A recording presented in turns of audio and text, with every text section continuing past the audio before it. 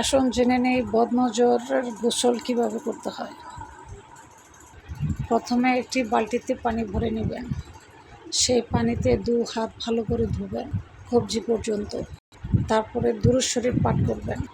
যে কোনো দুরূদ শরীফ 7 বার পাঠ করে নেবেন প্রথম। 2 সূরা ফাতিহা 7 বার।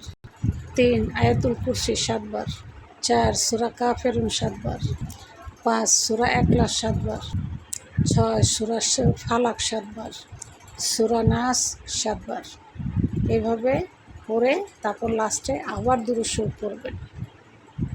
আবার দুরূদ শরীফ পড়ে হাত দুটো উঠিয়ে দোয়া করে সেই পানি দিয়ে আপনি গোসল করে নেবেন। ইনশাআল্লাহ আপনাকে কেউ যদি বদনজর দিয়ে থাকে সেই নজর দূর হয়ে যাবে ইনশাআল্লাহ।